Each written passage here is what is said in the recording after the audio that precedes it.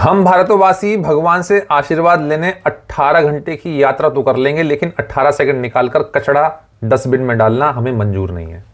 चार धाम में भगवान के दर्शन लेने जाते हैं और वापसी में भगवान को 324 टन का गिफ्ट हैम्पर दे आते हैं।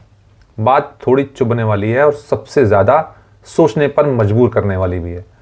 चार धाम यात्रा भारत के करोड़ों लोगों की आस्थाएं, भावनाएं, परंपरा, सब कुछ इससे जुड़ा हुआ है।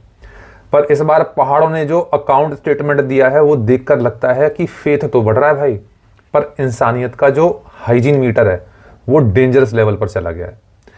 केदारनाथ धाम में इस साल 324 टन कचरा नीचे लाया गया है और ये पिछले साल से भी बहुत ज़्यादा है। अब 324 टन कुछ छोटा मोटा नंबर नहीं है, ये उतना ही कचरा है जिससे एक छोटी सी पहाड़ी बन जाए। चार धाम में इस साल लगभग 48 लाख यात्रियों ने दर्शन किए, बहुत बढ़िया बात है। टूरिज्म बढ़ा, इकोनॉमी तेज हो गई, लेकिन वहीं दूसरी तरफ कचड़े ने प्रोडक्शन में भी स्पीड जो है उसकी तिगुनी रफ्तार से बढ़ गई है। और ये कोई कचड़ा ऐसा वैसा नहीं है 2 से 3 महीने में गल जाए। ये है plastic, thermocol, packaging, drink bottles, chips packets, वो सब जो नेचर को ईयर्स लगाकर भी डाइजेस्ट नहीं होता। कभी कभी तो लगता है कि हम कहीं चार धाम को सफारी पार्क समझकर आए हैं क्या पेड़ पौधों के बीच स्नैक्स खाकर रैपर्स नीचे फेंकना मैंडेटरी है? यात्री बोलते तो हैं यात्रा बहुत अच्छी थी, बस बहुत ज्यादा गंदगी थी।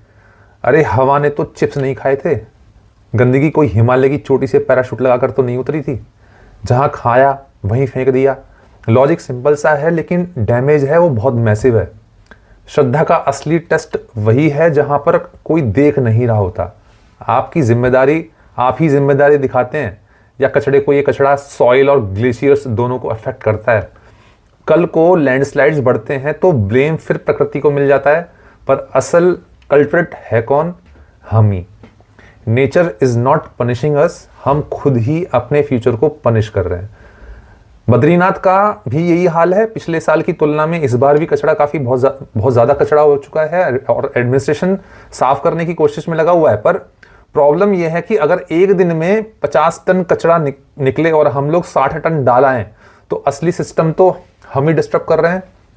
और देखिए हिमालयन बेल्ट की इकोनॉमी टूरिज्म पर खड़ी हुई है। Hotels, home stage, food joints, taxi drivers, सबकी कमाई यात्रियों पर डिपेंड करती है। अब सवाल यह है कि क्या हम चार धाम से पुण्य लेकर लौटते हैं या पहाड़ों पर पाप छोड़ाते हैं? दर्शन करना आसान है पर जिम्मेदारी निभाना वही असली डिवोशन भी है।